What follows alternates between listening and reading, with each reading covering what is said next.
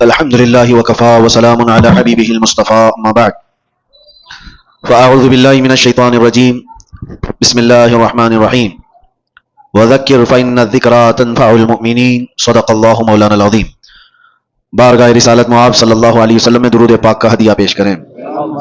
اللهم صل على سيدنا محمد معدن الجود والكرم وآله وأصحابه الكرام وابنه الكريم وبارك وسلم صلاة دائمة سرمدا أبدا. اللہ تعالیٰ کے عذاب کی بہت ساری الگ الگ شکلیں ہیں اور عذاب آنے کے انداز بھی الگ ہیں. عذاب کی شکلیں جو سنتے آئے کہ پتھروں کی بارش ہو جانا، آگ کا پھیل جانا، طوفان کا آ جانا، ہواؤں سے ہلاک ہونا، چہرے بندر کی شکل کے بن جانا، یہ ایک الگ شکل ہے عذاب کی.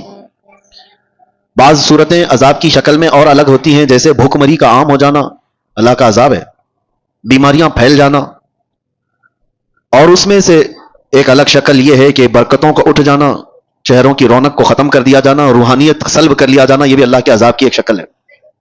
آنے کے جو انداز ہیں، عذاب دو قسم سے آتا ہے. کبھی انڈیویجول تنہا کوئی آدمی عذاب میں مبتلا ہو جائے، اور کبھی اجتماعی عذاب، پوری قوم عذاب میں مبتلا ہو جائے. دو طریقے ہیں. عذاب کی شکلیں بھی میں نے بتائی، اور عذاب کے آنے کے انداز دو قسم کے ہیں. مخصوص لوگ عذاب میں مبتلا ہو جائیں یہ بھی ہو سکتا ہے، اور کبھی اجتماعی طور پر بڑی جماعت عذاب میں مبتلا ہو جائے یہ بھی ہو سکتا ہے. مخصوص لوگ جو عذاب میں مبتلا ہوتے ہیں ان کے اپنے افعال ہو سکتے ہیں، لیکن اجتماعی عذاب جلدی نہیں آتا. اجتماعی عذاب اللہ تبارک و تعالیٰ کا فوراً اس طرح سے نہیں آتا. اس کی وجوہات جو بیان کی گئی ہیں کہ اجتماعی عذاب کبھی آتا ہے کسی قوم پر، تو اس کے کارن کیا ہیں، اس کے ریزنز کیا ہیں. 3 چیزیں بتائی گئی ہیں محدثین نے اور شارحین نے. پوری قوم عذاب میں مبتلا ہو جاتی ہے تو 3 اسباب اس کے بڑے ہیں، بڑے کارن. پہلا سبب مستدرک للحاکم حدیث پاک کہ اگر قوم کے اندر سود خوری بڑھ جائے. دوسرا سبب اگر زنا پھیل جائے. تیسرا سبب زکوٰۃ سے لوگ دور بھاگنے لگ جائیں، زکوٰۃ کی ادائیگی میں کوتاہی کریں. تو فرمایا گیا یہ 3 اسباب ایسے ہیں جس سے اللہ تعالیٰ کا اجتماعی عذاب قوم پر آتا ہے، اجتماعی عذاب کے لوگ شکار ہو جاتے ہیں. یہ 3 چیزیں جب کسی قوم میں پھیلتی ہیں تو پوری قوم عذاب میں مبتلا ہو جاتی ہے. آج ہم دیکھ رہے ہیں کہ اجتماعی طور پر لوگ اگرچہ پتھروں کا عذاب نہیں دیکھ رہے ہوں گے، آسمان سے آگ برسنے والا عذاب نہیں دیکھ رہے ہوں گے، زمین کے پھٹ جانے اور دھس جانے کا عذاب نہیں دیکھ رہے ہوں گے، لیکن ایک عذاب تو ہم دیکھ رہے ہیں کہ ہمارے اندر سے روحانیت غائب ہو چکی ہے. یہ عذاب تو ہے. اجتماعی عذاب کے جو لوگ شکار ہوئے ہیں، یہ ضروری نہیں ہے کہ آگ کے گولے برسیں اور پتھروں کا عذاب آئے، وہ پچھلی قوموں پر ہوتا رہا. لیکن فی زمانہ ہم جس عذاب کے شکار ہوتے ہیں اس میں سے جو ہم دیکھ رہے ہیں برکتوں کا اٹھ جانا، چہروں کے رونق کا ختم ہو جانا، روحانیت ہماری سلب کر لی جائے. اور سب سے بڑی بات یہ ہے کہ اللہ کا سب سے بڑا عذاب کیا ہے؟ اللہ کا سب سے بڑا عذاب یہ ہے کہ جیتے جی ایمان کی دولت چھین لی جائے. یہ سب سے بڑا عذاب ہے. موت تو ایک بار آئے گی، لیکن ایمان کے بغیر مر گیا تو آخرت میں ہمیشہ اسے دوزخ ہے، ہمیشہ کی جہنم میں جائے گا. وہ سب سے بڑا عذاب ہے. ڈر اسی بات سے ہے کہ جیتے جی ہماری بدکاریوں کی وجہ سے ایمان کی دولت تو نہ چلی جائے. آج بے حیائیوں کا جو سیلاب آیا ہوا ہے، نظام درہم برہم ہو چکا ہے. میں ان 2 وجوہات پر تھوڑی سی گفتگو کروں گا. آج جمعہ میں بھی میں نے آپ سے یہ گفتگو کیا تھا کہ دل میں کانٹے چبھ رہے ہیں، کلیجہ منہ کو آتا ہے جب حالات اپنے محلوں کے اس طرح کو سننے میں آتے ہیں کہ بدکاریاں اتنی بڑھ گئی کہ بھائی اور بہن کی تمیز ختم ہو چکی ہے. ایک باپ اپنی بیٹی سے مسلسل 12 سال تک زنا کرتا رہا. یہ حالات ہم سنتے آ رہے ہیں، تو کیا کلیجہ منہ کو نہیں آتا؟ یہ چیزیں پیدا کہاں سے ہوتی ہیں؟ انسان اس قدر درندگی کا شکار کب بنتا ہے، ایسا حیوان کب بنتا ہے؟ مین ریزن کیا ہے؟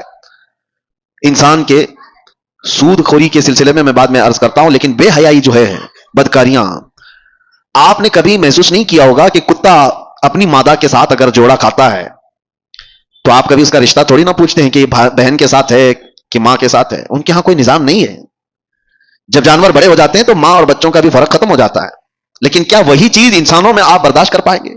اپنے معاشرے میں، اپنے محلوں میں، اپنے گھروں میں، اپنے خاندانوں میں یہ چیز برداشت کر سکتے ہیں؟ عقل سلیم کبھی برداشت نہیں کرے گی. لیکن ہم دیکھ رہے ہیں کہ برداشت کیے جانے کی عادت آ گئی لوگوں کو. یہ سب دیکھ کر کے ہنس کر کے گزر جاتے ہیں. اب تو بڑے حادثات پر آپ صرف اور صرف ایک سٹیٹس دن بھر لگائیں گے، اس کے بعد ہو گیا. بڑے حادثات صرف اور صرف ایک دن کی نیوز بن کر کے ختم ہو جاتے ہیں. یہ انسان کی درندگی یہاں تک جو آتی ہے اس کے کچھ اسباب تو ہمیں ڈھونڈنا چاہیے کہ کیوں اس طرح سے انسان بے حیا ہو گیا. سب سے پہلا ریزن ہے اس کے رزق کا، اس کے کھانے کا. گاڑی میں جیسا پیٹرول ڈالو گے ویسی ہی گاڑی چلے گی. ایک ٹنکی ہے چھت پر رکھی ہوئی ہے، اس پر جیسا پانی آپ فل کرو گے، نیچے جس ٹوٹی کو بھی کھولو گے پانی وہی آئے گا جو ٹنکی میں ہوگا. رزق حلال اگر جسم کے اندر جاتا ہے تو اس کے اعضاء سے حلال کام ہوں گے. حرام رزق کا آج اتنا دور دورہ ہو گیا ہے کہ لوگوں نے اب احتیاط کرنا بھی چھوڑ دیا. یہ جو زبان کا چسکا ہے نا، آج مسلمانوں سے میں گفتگو کر رہا ہوں، دوسروں کو مت دیکھیں آپ کون کیا کھا رہا ہے. یہ زبان کی شہوت تمہیں آزاد اتنا کر گئی ہے کہ تم ہر چیز کھانے پر تیار ہو گئے. پہلے کے دور میں لوگ بچتے تھے، نان ویج کھانا ہے، گوشت کھانا ہے تو کتنی تحقیقیں ہوتی تھی کہ کہاں سے آیا، کس کا ہے، کون دیا ہے. آج کچھ بھی نہیں. ہمارے بچوں کے سامنے تو مسئلے بھی نہیں رہ گئے. جو فاسٹ فوڈ کے ایسے عادی ہو گئے، ان کو راستہ چلتے ہوئے جو بھی شاورما ملا، پیزا ملا، برگر ملا، لے کے اس کو کھانا ہی ہے. تمہیں پتا ہے میں جانتا ہوں کئی ایسے لوگوں کو جو کہتے بھی ہیں کہ ہم مردہ مرغیوں کو بیچتے ہیں. مری ہوئی مرغیاں 10 روپے کلو میں لا کر کے اس کا وہ بنا کر کے بیچتے بھی ہیں کئی ایسے لوگ. اگر دوسری قوموں کے ہاں ذبیحہ کا مسئلہ ہی نہیں ہے تو وہ جو کھائیں ہمیں اس سے فرق نہیں پڑتا، لیکن تمہارے لیے رزق کا بہت فرق پڑتا ہے. حرام رزق کا ایک لقمہ جب کسی کے پیٹ میں جاتا ہے تو میرے عزیزوں کئی دنوں تک اس کی کوئی عبادت آسمانوں تک نہیں جاتی، اس کی دعائیں قبول نہیں ہوتی. موسیٰ علیہ السلام ایک بار کوہ طور پر جا رہے تھے، ایک بندے کو اتنا روتے ہوئے دیکھا، ہاتھ لمبے کر کر کے. اس پر آپ کو ترس آ گیا. آپ کوہ طور پر جا کر اللہ سے اس کی سفارش کرتے ہیں کہ مولا اس کی دعائیں پہلے قبول کر لے. رب تعالیٰ فرماتا ہے موسیٰ وہ مانگتے مانگتے مر جائے، ہاتھ پھیلاتے پھیلاتے آسمانوں تک بھی لائے، تب بھی میں اس کی دعا نہیں قبول کروں گا. موسیٰ علیہ السلام ڈر گئے کہ ایسا کیا گناہ کیا اس نے. تو اللہ تعالیٰ فرماتا ہے کہ اس کے پیٹ میں حرام لقمہ ہے، اس کے جسم پر حرام لباس ہے. جب تک یہ ہوگا اس کا رونا گڑ گڑانا میں نہیں دیکھوں گا. آپ کیا سمجھتے ہیں یہ ہلکا ہے؟ یہ چیز کے کنٹرول ختم ہو گیا ہے، جس کی وجہ سے بے حیائیاں عام ہو گئیں، بدکاریاں پھیل گئیں، لوگ آج تمیز بھول گئے. کئی ایسے نوجوانوں کو دیکھا ہے ان کو کوئی خوف ہی نہیں رہ گیا، ڈر ہی نہیں رہ گیا. رزق کا بہت بڑا اثر ہے میرے عزیزوں. سب سے پہلے اس پر کنٹرول کرو، اپنے کھانے پینے پر حلال کی طرف توجہ کرو، ورنہ یہ حرام چیز کے متعلق میرے آقا صلی اللہ علیہ وسلم فرماتے ہیں جو پیٹ حرام لقمہ بھرتا ہے اس کے لیے سب سے زیادہ بہتر ہے کہ جہنم کی آگ ہی اس کے پیٹ میں بھری جائے گی. وہ زیادہ مناسب یہی ہے کہ جہنم کی آگ اس کے پیٹ میں بھری جائے گی. لوگ آج بزنس میں بھی، تجارت میں بھی یہ دیکھنا بھی چھوڑ دیے کہ پیسہ کہاں سے آ رہا ہے. لو دبا لو، ساری چیزیں دبا کر رکھو. کس کا مال کتنا ہڑپ لیا، کس کا حق دبا کر کے رکھ لیا، سب حرام ہے. رزق حرام کے ذریعے. صرف یہ نہیں ہے کہ آپ ذبیحہ دیکھ رہے ہیں، مسلمان نے ذبح کیا ہے وہی گوشت آنا چاہیے. ارے کسی کا دبا کر کے ایک درہم بھی رکھا ہے وہ حرام ہے. دھوکہ دے کر کے کمائی ہوئی چیزیں حرام ہے. امام اعظم ابو حنیفہ رحمۃ اللہ تعالی علیہ کپڑے کے بڑے تاجر تھے. ایک بار ان کی کپڑے کی دکان میں ایک تھان میں عیب والا کپڑا آیا تھا، تھوڑا سا کچھ داغ تھا. خادم سے بتایا تھا کہ بیچنا تو یہ گراہک کو بتا کر کے بیچنا کہ اس میں عیب ہے. امام اعظم ابو حنیفہ چھوٹے موٹے تاجر نہیں تھے، بہت بڑے تاجر تھے. شام کو ان کا خادم آیا. اس دن جانتے ہو تقریباً 4 لاکھ درہم کی تجارت ہوئی تھی. سب سے پہلے آپ نے سوال کیا کیا وہ عیب والا جو کپڑا تھا وہ تھان بک گیا؟ اس خادم نے کہا بک گیا، وہ تو صبح ہی بک گیا. کہا بتایا تھا؟ کہا ارے میں بھول گیا تھا. امام اعظم نے کہا کہ یہ 4 لاکھ پورے کے پورے بانٹ دو، اس میں کا 1 روپیہ بھی میرے لیے حلال نہیں ہے. میرے عزیزوں یہ ائمہ اعظام تھے جنہوں نے شک والی چیز کو بھی اپنے گھر آنے نہیں دیا. شک والی چیز بھی. میں پڑھ رہا تھا اس سے قبل ایک بات، شاید آپ کے سامنے میں نے اس کو شیئر کیا ہے، بیان کیا ہے. بغداد کے ایک بہت بڑے عالم دین تھے، بڑے بڑے علماء کو پڑھایا کرتے تھے. ان کی مجلس لگی ہوئی تھی، بچے باہر کھیل رہے تھے. بچوں کی گیند اڑ کر کے یہ علماء کی محفل میں آ کر گر گئی. سب بچے ڈر گئے. ظاہر سی بات ہے بچوں میں جو ادب اور تمیز ہوتی ہے نا، اس کا بھی بہت بڑا اثر ہوتا ہے. بڑوں کی مجلس میں جانے سے بچے ڈر گئے. بڑے بڑے علماء بیٹھے ہوئے، کون گیند لے کر کے آئے گا؟ ایک بچہ اس میں کہتا ہے کہ میں لے کر کے آ جاتا ہوں. وہ بغیر خوف کیے ڈرے ہوئے سارے علماء کی گردنوں پر پھلانتے ہوئے ادھر ادھر پیر رکھتے ہوئے مجلس میں آیا اور بڑی بے حرمتی سے وہ گیند لے کر کے چلا گیا. وہ جو علماء کی مجلس تھی وہ چھوٹے عام لوگ نہیں تھے، وہ اولیاء وقت تھے. انہوں نے دیکھا اس بچے کو غور سے. وہ بچہ کوئی اور نہیں، جو استاد پڑھانے کے لیے بیٹھے ہوئے تھے ان کا ہی بیٹا تھا، جو سب سے بڑے عالم دین تھے ان کا بیٹا تھا. سب کی گردنیں جھک گئیں کہ اس بڑے گھر کا بچہ ایسی کیسی حرکت کر سکتا ہے. وہ جو بزرگ تھے وہ سر جھکا لیتے ہیں، کہتے ہیں اس کا قصور نہیں. بات در حقیقت یہ ہے کہ جب ہماری شادی ہوئی اور ہم گھر آئے تو ہم 3 دن سے فاقہ میں تھے، گھر میں کھانے کو کوئی چیز نہیں تھی. میں اور میری بیوی فاقہ کر رہے تھے. تیسرے دن ہمارے پڑوس سے ایک بھنے ہوئے گوشت کی تھالی آئی، بہت عمدہ غذا ہمارے پاس تحفے میں آئی. भूख इतनी लगी थी कि हमने पूछा भी नहीं वो कहां से आया, क्या खा लिया, पेट भरकर हम दोनों ने खा लिया, और उसके बाद फिर हमने मुलाकात की, उस रात इसका हमल ठहरा और उसी से ये बच्चा पैदा हुआ। और वो बुजुर्ग कहते हैं मुझे ये लगता है कि वो मशकूक खाना था, ये भी नहीं पक्का कि हराम था, शक था, पता नहीं हलाल है भी कि नहीं, मैंने पूछा नहीं था, खा लिया, और मुझे लगता है उस खाने का, उस रिस्क का असर है कि बच्चा मेरा बेअदब पैदा हुआ है। नस्लों पर भी इसका फर्क पड़ता है। वो औलाद जो आज बहन और मां में फर्क नहीं महसूस कर पा रही है, तो आप सोचो कि कहीं हलाल है कि नहीं है, ये बच्चे हलाल तरीके से पैदा हुए हैं कि नहीं पैदा हुए। जो हलाल नस्ल होती है उसके अंदर अदब व तमीज लिहाज हुआ करता है। बच्चों को पहले ऐसी परखा जाता था, खानदान कौन सा है ये भी बच्चों के अखलाक व आदाब से समझ में आता था, बच्चों के बोलने के अंदाज से समझ में आता था कि खानदानी है या नहीं है। आज वो सारी चीजें खत्म हो गई, सारे के सारे वैसी ही हैं। बात करो तो गाली के लहजे से बात करो। छोटे छोटे से बच्चों को सुना है कि मां बहनों की गालियां देते हैं। ये कहां से इनके अंदर ये चीजें आई? मां बाप से मैं कहता हूं आप भी अपने रिस्क का थोड़ा एहतसाब करो, जायजा लो कि हलाल तरीके से खाकर बच्चे पैदा किए या फिर इसी तरह हराम रिस्क पर। और अगर हराम रिस्क से ही ये नस्ल आई है तो हमारे लिए बड़ा चैलेंज है, बहुत बड़ा चैलेंज है। यहां जहां से इन बुराइयों की शुरुआत हो रही है वहां जाकर के हमें इस्लाह की जरूरत है। इसलिए मैं गुफ्तगू कर रहा हूं। बिगड़े हुए माहौल को हम नसीहतों से संभाल तो सकते हैं थोड़ी देर के लिए, लेकिन जहां से लीकेज है वहां तो रोकने की जरूरत है। कहां से ये लीकेज है, कहां से ये चीजें चल रही है? रिस्क सबसे पहले, जिस्म के अंदर बेहयाई पैदा करने वाली सबसे बड़ी चीज उसका रिस्क है। जुबान जो लज्जतों की शिकार है, ये शहवत है, कभी इसको आप सैराब नहीं कर सकते। जुबान जब किसी की आजाद हो जाए खाने पीने में, तो समझ लो कि उसका शर्मगाह पर भी कंट्रोल खत्म हो जाता है, उसकी अपने शर्मगाह पर भी उसकी हिफाजत नहीं हो पाती। सबसे पहले अपने रिस्क पर कंट्रोल रखो, यहां से सारे मामलात बिगड़ते हैं। और दूसरी चीज बेहयाई का सैलाब जो आया, एक तो रिस्क है, दूसरा मसला है कि जिना के करीब ले जाने वाले असबाब क्या हैं। बंदा जो है, एक फितरी सी बात है कि हर मर्द को औरत की तरफ खिंचाव रखा गया है, पैदाइशी है, औरत को मर्द की तरफ खिंचाव रखा गया है, पैदाइशी है, फितरत है, सब इंसानों में ये चीज मौजूद है। लेकिन इस फितरत से भी बढ़ करके आदमी कब आता है? अपनी मां से अगर कोई बदकारी कर ले, बहन से कर ले, बेटी से कर ले, तो ये फितरत से भी बढ़ करके आदमी ने कर लिया, इंसानियत भी भुला दिया। ये कब होता है? जब जिना को आदमी हल्के में महसूस करने लग जाए कि ये कोई चीज ही नहीं है, कॉमन है, तो फिर उसके सामने मां बेटी बहन भी कोई चीज ही नहीं रहती, सब चीजें कॉमन हो जाती हैं, नॉर्मल हो जाती हैं। यहां पर आकर रोक कहां लगानी चाहिए? अपनी आंखों की हिफाजत करो। तुम्हारी आंखें जितनी आवारा होंगी उतना तुम्हारा जिस्म बदमाश होता चला जाएगा।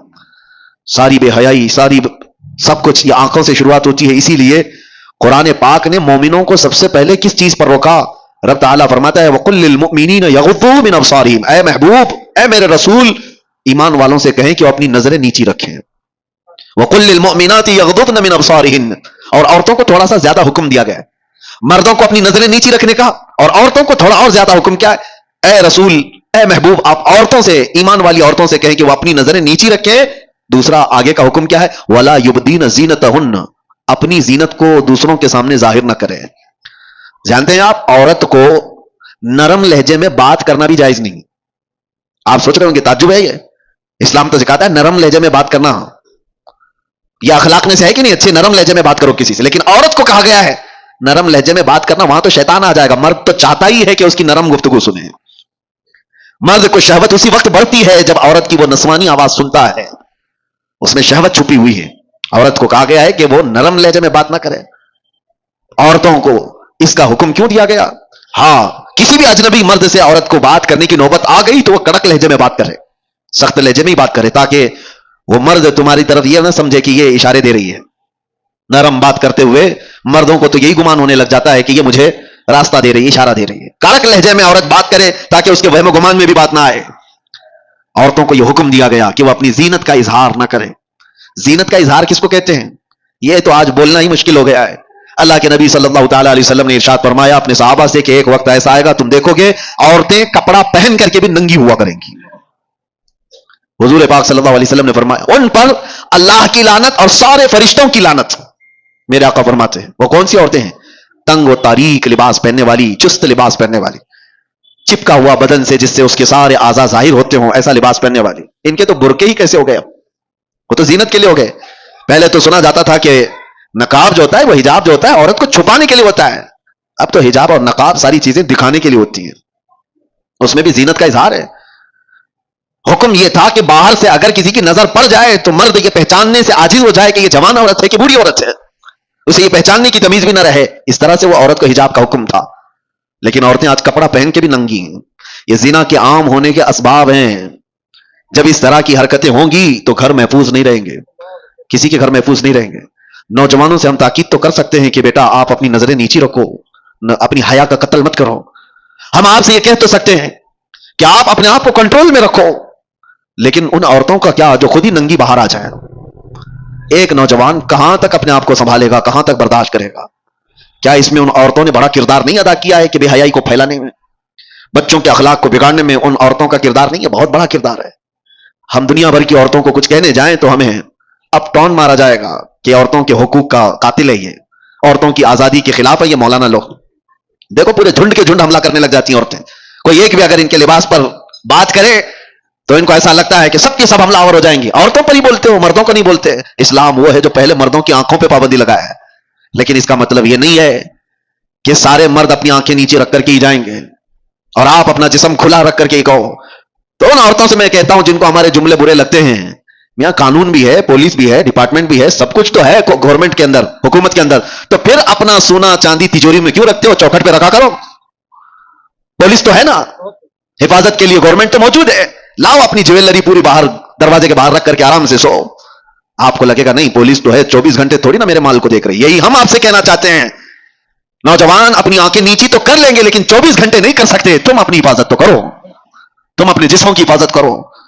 اور جس طرح سے یہ عورتوں کو برا لگتا ہے، میں ان سے یہی کہتا ہوں تمہارے جسموں کو ہم حفاظت کے لیے کہہ رہے ہیں، یہ نہیں کہ کوئی یہ پابندی ہے، یہ کوئی قید ہے. کس نے کہا کہ تم کو قید کرنا ہے؟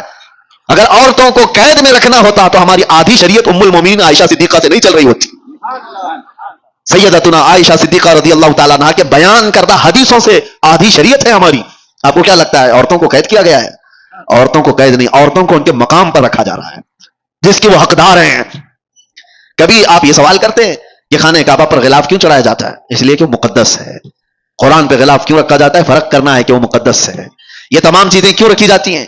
کہ ان کا تقدس برقرار رکھے عورتوں کو. اسی لیے پورے لباس کی بات ہم کرتے ہیں کہ ان کا تقدس برقرار رہے. ننگی رہے تو ہر ایرا غیرہ نتھو کھیرا دیکھتا تو رہے گا ہی. لوگوں کی شہوت پر کسی کا کنٹرول تھوڑی نہ ہے. کتنوں کی آنکھوں کو ہم بچائیں گے؟ یہ بے حیائی کا جو دور دورہ ہے اس میں یہ سارے اسباب ہیں. برا رزق جب جسم میں جاتا ہے تب اس کا زنا کی طرف میلان زیادہ ہوتا ہے. حرام رزق جسم میں آتا ہے تو بے حیائی کی طرف بڑھتا ہے. اور دوسرا کارن، عورتیں اور مرد جب اپنے لباس کے ساتھ نا انصافی کرتے ہیں تو پھر یہ بے حیائیوں کا دور دورہ ہے. شیطان یہ چاہتا ہی ہے کہ تمہارا لباس نکال دیا جائے، تمہیں ننگا کر دیا جائے. وہ یورپ ہے جس نے جانور اور مردوں کے، انسانوں کے فرق کو مٹا دیا ہے. میں اکثر ایک جملہ جو کہتا ہوں، ننگا رہنا اگر فیشن ہے تو بھینس زیادہ فیشنیبل ہے، جانور زیادہ فیشنیبل ہے، وہ تو کچھ بھی نہیں پہنتے. ننگا رہنا کوئی فیشن ہے؟ انسانیت کیا ہے؟ ہم کوئی جنگلی زندگی گزار رہے ہیں؟ کیا ہمیں کپڑے میسر نہیں ہیں؟ اس کو یہ شیطانی تمام جماعتوں نے مل کر کے شہوتوں کو عام کرنے کے لیے ننگا کیا ہے. ورنہ کپڑوں کی دشمنی کس کی ہے؟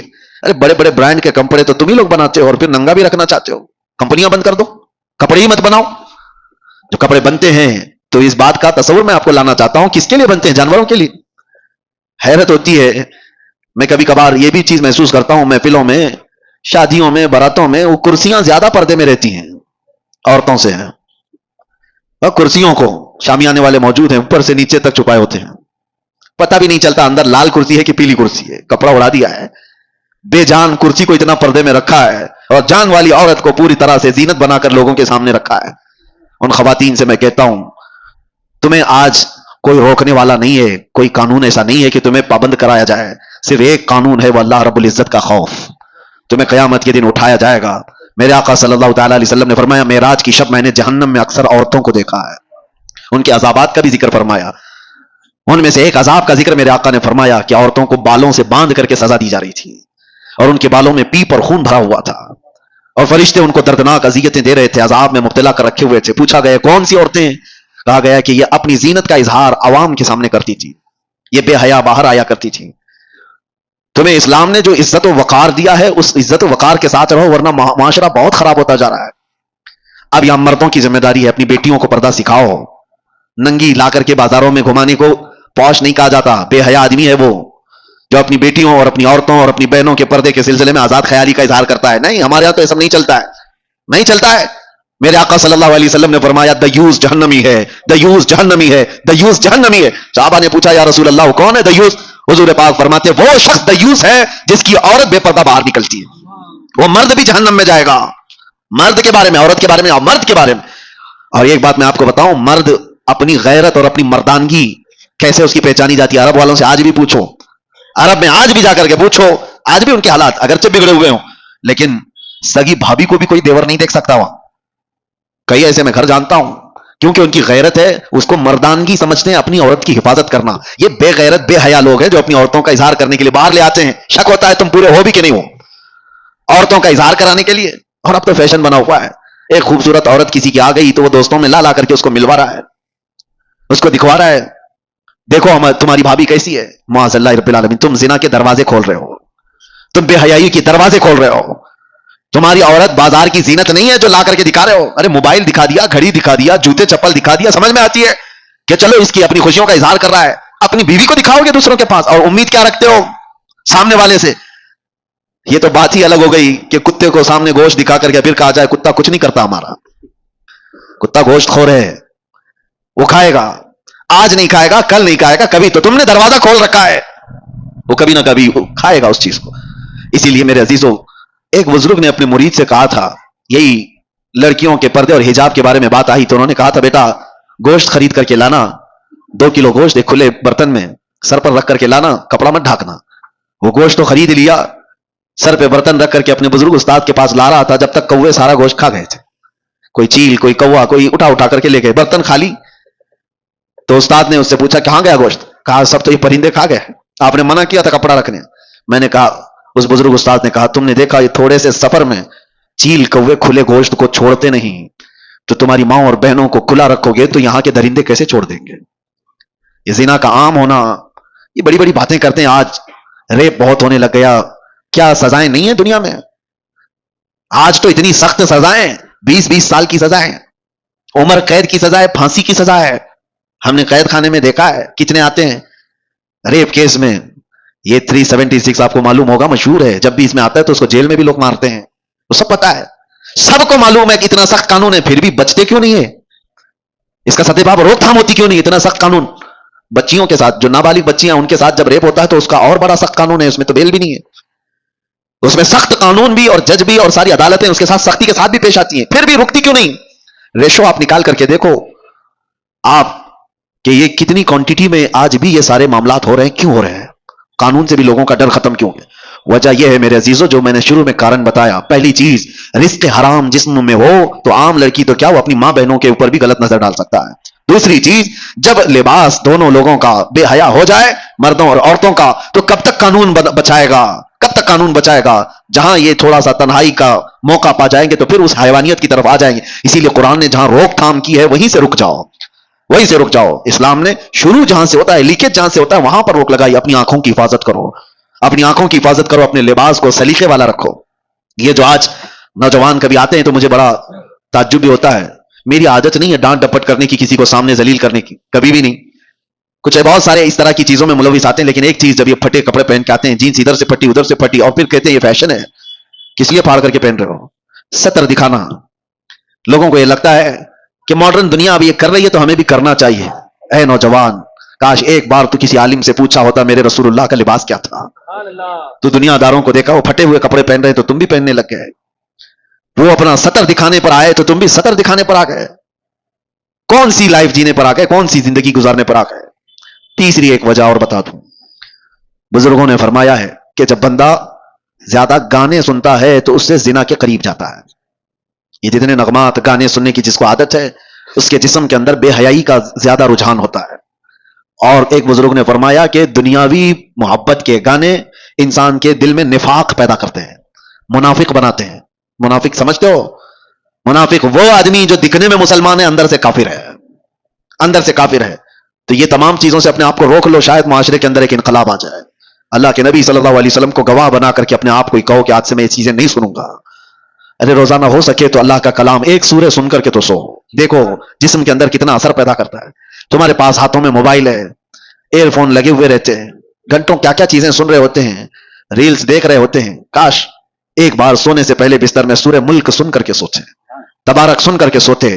میرے آقا صلی اللہ تعالی علیہ وسلم کی حدیثیں ہیں، وہ بندہ جب مر جاتا ہے، قبر میں جاتا ہے، تو یہ سورہ ملک اللہ کے پاس جاتی ہے اور جا کر کے رب تبارک و تعالیٰ سے جھگڑا کرتی ہے، یہ لفظ آیا ہے، بحث کرتی ہے کہ اللہ یہ روزانہ مجھ کو تلاوت کرنے والا بندہ آج دنیا سے گیا ہے، اس کی بخشش کر دے، اسے معاف کر دے۔ جب تک رب تبارک و تعالیٰ معاف کرنے کا حکم نہیں کرتا تب تک وہ نہیں آتی۔ اللہ تبارک و تعالیٰ سے اس چیز کا مباحثہ کر رہی ہے، اس کے بعد پھر رب تبارک و تعالیٰ فرماتا ہے جا تیری سفارش پر میں اسے معاف کر دیا۔ تو حضور فرماتے ہیں سورہ ملک جنت میں جاتی ہے اللہ کا حکم پا کر کہ اللہ مجھے اجازت دے جنت میں جانے۔ جنت میں جا کر کے وہاں سے تکیا بچھونا اور لے کر کے آتی ہے خوشبوئیں، اور قبر میں آتی ہے اور آ کر کے اس میت سے کہتی ہے تجھے تھوڑی دیر ہو گئی، میں جنت سے یہ سارا سامان لے کر کے آ گئی۔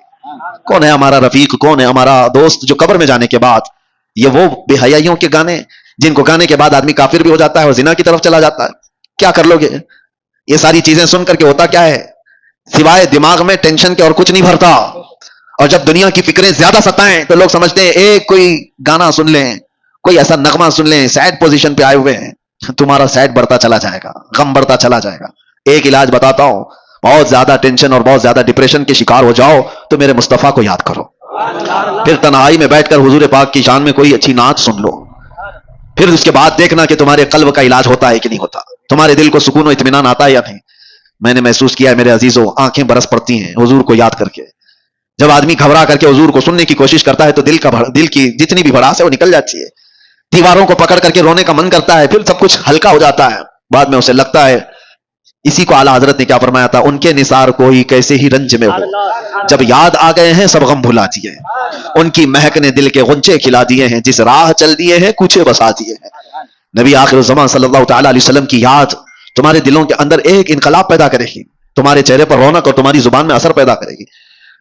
اور آخری بات کی طرف میں آتا ہوں، ان بے حیائیوں اور برائیوں سے اپنے آپ کو بچانے کا ایک مضبوط اسلحہ دے کے جاتا ہوں، مضبوط ہتھیار۔ کیسے روکو گے؟ آنکھیں بچتی نہیں ہیں، زبان رکتی نہیں ہے، بے حیائی کی طرف زیادہ چلے جاتے ہیں۔ کوئی چیز تو ہونی چاہیے، لوگ آج شارٹ کٹ علاج زیادہ چاہتے ہیں۔ ہاں، کئی لوگوں نے مجھ سے یہ کہا کہ آپ پہلے کافی موٹے تازے دکھتے تھے، ابھی دبلے اتنے کیسے ہو گئے ہو؟ میاں بہت محنت کیا ہے، ایسا نہیں ہے کہ کچھ کسی سزا کی وجہ سے جسم گل گیا ہے، دن میں 8-8 کلومیٹر چلتا تھا، محنت کیا۔ اب کسی کو بتایا کہ جسم کی چربی پگھلانے کے لیے محنت کرنی پڑتی ہے، نہیں، ان کو کوئک علاج چاہیے اور وہ ڈھونڈ رہے ہیں، اور بیوقوف ڈاکٹروں کے ہاتھوں میں جا کر کے اپنے آپ کو برباد بھی کرتے ہیں۔ کوئی ڈاکٹر کہا صبح سے شام تک 5 کلو کم ہو جائے گا، چلا گیا اس کے پاس بھی۔ یہ جو فطرت ہے نا، کوئک علاج چاہیے، نہیں میرے عزیزو، دنیا میں کوئی بھی اتنی آسانی سے چیز نہیں ملتی، اور جو مل جاتی ہے پھر وہ ڈپلیکیٹ ہو سکتی ہے۔ ہاں، ایک ہی چیز ہے کوئک علاج، وہ صرف اور صرف رب العالمین کا سجدہ ہے، بہت تیزی سے جو اثر لاتا ہے۔ اس کے علاوہ آپ دنیا میں کسی بھی چیز کو بغیر محنت کے حاصل نہیں کر پاؤ گے۔ میں جو بات عرض کر رہا ہوں، کوئی ہتھیار، کوئی اسلحہ ایسا جو ان بے حیائیوں پر کنٹرول کرنا مجھے سکھا دے۔ تھوڑی محنت تو ضروری ہے، تھوڑی محنت تو آپ کو ضروری ہے، لیکن ایک ایسا ہتھیار میں دے کر کے جاتا ہوں، دیکھنا آپ خود عمل کر کے میری طرف سے کثرت سے صبح سے لے کر شام تک، جہاں بیٹھو، جہاں کھڑے رہو، جہاں انتظار، جہاں کہیں پہ بھی، اپنی زبان پر درود پاک پڑھنے کا ورد جاری رکھو، پڑھتے رہو، صرف اور صرف یہ پڑھتے رہو، اور پھر آپ محسوس کرو گے اللہ تعالیٰ کہاں کہاں سے تمہیں بچا لیتا ہے۔ یہ میرا چیلنج ہے آپ کو، میں کہتا ہوں اگر آپ کی غیر توجہی کی وجہ سے، آپ کی معلومات کے بغیر آپ کے سامنے حرام رزق آ بھی گیا، آپ کو پتہ ہی نہیں، تمہارے ہاتھوں میں کپ کپی پیدا ہو جائے گی، تمہارے منہ میں متلی آنے لگ جائے گی، تم کھا نہیں پاؤ گے۔ یہ اللہ کا نظام ہے، اللہ تعالیٰ غیب سے تمہاری حفاظت کر دے گا، اس لیے کہ وہ غیرت مند خدا ہے، غیرت مند رسول ہے۔ رب تبارک و تعالیٰ ان زبانوں کی حفاظت کیسے نہیں کرے گا جو اللہ کے ذکر کے لیے کھل رہی ہیں اور اس کے حبیب پر درود کے لیے کھل رہے ہیں۔ کثرت سے آپ درود پڑھنے کی عادت ڈال لو۔ میں نے سنا تھا شاعر مشرق اقبال کے متعلق، ڈاکٹر اقبال کو سنا ہوگا، ایک ہی شعر ہزاروں بار پڑھا گیا لیکن آج بھی اس میں ایک جان نظر آتی ہے کہ محمد سے وفا تو نے، تو ہم تیرے ہیں، یہ جہاں چیز ہے کیا لوح و قلم تیرے ہیں۔ جملہ ہی تو ہے نا، شعر ہی تو ہے، ہزاروں شعروں پر بھاری شعر ہے۔ اقبال نے ایک دو شعر نہیں لکھے، ہزاروں شعر لکھے، لیکن اتنا اثر ہے کہ ہر مجمع میں، اور ایک بار نہیں 1000 بار پڑھو، اثر آج بھی دیتا ہے کہ نہیں دیتا۔ اقبال کے ان اشعار میں اثر کیسے اتنا؟ تو اقبال نے کہا تھا میں نے 1.25 کروڑ مرتبہ درود پاک پڑھا ہے، 1.25 کروڑ مرتبہ درود پاک پڑھا ہے۔ میں نے یہ سنا تھا، اگر یہ بات ہے تو میرے عزیز و زبان کا اثر بڑھ جاتا ہے۔ ہم نے خود بھی اپنی عادت یہ بنا رکھی ہے، سفر میں ہوں کہیں پر بھی ہوں کثرت سے درود پڑھتے رہیں. اس سے کئی چیزوں سے آدمی بچ جاتا ہے، دوسروں کی غیبت کرنے سے، دوسروں کو برا بھلا کہنے سے، اور اپنی زبان کو غلط چیزوں کی عادت ڈالنے سے. ان تمام چیزوں سے اللہ حفاظت کرتا ہے. تو آج سے ان چیزوں کی عادت ڈال لو، اللہ تعالیٰ ان بے حیائیوں کو ہمارے اندر آنے سے محفوظ فرماتے. اور میرے عزیزوں، معاشرے کے اندر جو بے حیائیاں پھیلتی جا رہی ہیں، اپنے رزق پر کنٹرول کرو. ہر جگہ کھانے کی نہیں ہوتی. تم بھینس نہیں ہو، تم بیل نہیں ہو جہاں ہرا گھاس دکھا اور منہ ڈال دیا. ہر چیز تمہارے کھانے کے لیے نہیں ہے. اپنے اندر حلال اور حرام کی تمیز ہمیشہ رکھو. ایک لقمہ بھی اگر جاتا ہے تو تمہاری نسلوں پر بھی اثر کرتا ہے، نسلوں پر بھی اور تمہارے اعمال پر بھی. ایک صاحب ٹرین میں سفر کر رہے تھے، سنا تھا میرے استاد سے، بہت پرہیزگار آدمی تھے، بہت پرہیزگار. سفر کرنے کے بعد ظاہر سی بات ہے بہت سارے لوگوں سے ملاقات ہو جاتی ہے. بڑا مالدار آدمی بھی اس پہ سفر کر رہا تھا. اتفاق سے ایسا ہوا کہ وہ اتر گیا اور وہ اپنا سوٹکیس چھوڑ گیا، اس کو یاد ہی نہیں تھا. تو یہ جو بہت ہی پرہیزگار عالم تھے، انہوں نے دیکھا کہ یہ صاحب جو مجھ سے صبح سے ملے ہوئے تھے ان کا سوٹکیس چھوٹ گیا. اٹھایا تو دیکھا وہ کھلا ہی تھا. بے شمار اس کے اندر مال و دولت، پیسوں کی گڈیاں بھری ہوئی تھی اور جویلری بہت ساری تھی. دیکھا اتنے کی 7 نسلیں کھا سکتی ہیں. اور بیچارہ ایک مولوی غریب آدمی جس کی تنخواہ آج کیا ہوا کرتی ہے، اس زمانے کی بات کر رہا ہوں، 100 سال پہلے کی، یا تقریباً 50 سے 100 سال کے عرصے کے بیچ میں. دل میں برا نہیں آیا، کہا کہ نہیں، اس کو ڈھونڈ کر کے اس کے مالک تک پہنچا دوں گا. ایک امانت داری تھی. وہ صاحب علم شخص کہتے ہیں کہ انہوں نے ڈھونڈنا شروع کیا سٹکیس سے یا کسی طرح سے پتہ لگایا تو ایک شہر کا رہنے والا تھا. 2 یا 3 دن لگ گئے اس بندے کو ڈھونڈنے کے لیے. اور یہ صاحب گئے اس کے گھر پر، وہ شخص باہر آیا تو دیکھا، پہچان لیا. اس نے کہا کہ آپ ٹرین والے مسافر ہو؟ کہا ہاں میں وہی مسافر ہوں. کہا کیسے آنا ہوا؟ کہا آپ کا سوٹکیس چھوٹ گیا. وہ فوراً گلے لگ گیا. کہا اس میں تو کتنی بڑی جمع پونجی تھی میری، 1-2 نہیں، تقریباً اس میں لاکھوں کی مالیت کی چیزیں موجود تھی. لیا اور کہا آپ جیسا فرشتہ صفت انسان میں نے نہیں دیکھا آج کے دور میں، اتنے فتنوں کے دور میں. مال ملا ہے، لے کر کے چلا جاتا ہے نہ. میں تم کو کچھ کہہ سکتا تھا، معلوم بھی نہیں تھا. اس نے کہا نہیں، میرا دین یہ نہیں سکھاتا، میرا دین یہ نہیں سکھاتا. امانت داری ہے. اللہ کے نبی صلی اللہ تعالیٰ علیہ وسلم کی محبت میں اس شخص نے دے تو دیا. اس کے بعد وہ جو مالدار آدمی تھا اس نے کہا میں سارے لوگوں کو بلا کر تمہارا تعارف کراؤں گا، آپ مہمان بن جاؤ. میرے گھر پہ مہمان بنایا، بہت خاطر تواضع کیا، بہت عزت. گھر میں دعوت عام تھی، لوگ آئے، سب کے سامنے اس سیٹھ نے، اس مالدار آدمی نے اس مولوی کی بڑی تعریفیں کی. ایسا شخص میں نے نہیں دیکھا. ایک دن رکایا، دوسرا دن آیا، تیسرے دن وہ جانے والے تھے. کہا کہ اب مجھے جانے دو. اس نے کہا کہ ٹھیک ہے. تو جس کمرے میں ان کو رکایا گیا تو غسل خانہ بھی تھا. یہ بیچارے مولوی صاحب گئے غسل خانے میں. اس سیٹھ کی جو عورت تھی وہ ابھی نہا کے گئی ہوئی تھی. اس کا ہار سونے کا وہاں لٹک رہا تھا. یہ نہائے اور وہ ہار اٹھا کر جیب میں رکھ لیا، چوری کر لیا. تعجب ہو رہا ہے کہ نہیں ہو رہا ہے؟ ایک چھوٹا سا ہار تھا، بہت بڑا بھی نہیں تھا. اس کو رکھ لیا، دبا لیا. کہا یہ لے کے جاؤں گا اس کے گھر سے. اور پھر وہاں سے نکلنے کا وقت آیا تو اتفاق سے اس سیٹھ کی عورت جو ہے اس کو یاد آیا غسل خانے میں اپنا ہار چھوڑ کر کے آئی. آ کر دیکھتی ہے تو ہے ہی نہیں ہار. تلاش ادھر ادھر. وہ گھبرائی، کہا کہ میرا بہت قیمتی ہار ہے، میری ماں کا دیا ہوا، کہاں چلا گیا؟ اور میرے بعد یہ مولوی صاحب ہی گئے تھے نہانے کے لیے. اور کون گیا ہے؟ وہ اپنے شوہر سے آ کر کہتی ہے میرا ہار چوری ہو گیا. اور پتہ نہیں وہ مولوی صاحب ہی گئے تھے. تو اس نے غصے میں اتنا ڈانٹا اور کہا جو اتنا بڑا سٹکیس ہمارا لا کر کے دیا ہے اس پر تو شک کر رہی ہے؟ کیسے پاسبل ہے؟ ممکن نہیں ہے. اس نے رونا دھونا شروع کیا. اس کے بعد کہا کہ ٹھیک ہے. سب جگہ تلاشی لی گئی. اخیر میں وہ جب صاحب جانے والے تھے تو پھر اس سیٹھ نے کہا اپنے خادم سے دیکھو ذرا ان کی بھی تلاشی لے لو، سب کی لے لے. ان کی تلاشی لیے تو ان کے پاس وہ ہار مل گیا. یہ سیٹھ کا تعجب کا اور بڑا مسئلہ. کہا کہ آدمی نہیں سمجھ میں آیا، رکھنا تھا تو میرا سوٹکیس ہی رکھ لیتا، پورا مال رکھ لیتا. ارے وہ لوٹانے کے لیے آیا اور چھوٹا سا ہار دبا کر جا رہا ہے. وہ رونے لگ گئے. وہ صاحب علم شخص تھے. کہا کہ پتہ نہیں کیسے مجھ سے یہ ہو گیا، کیسے ہو گیا مجھے اندازہ نہیں، لیکن یہ جو میری اب بے عزتی ہو گئی.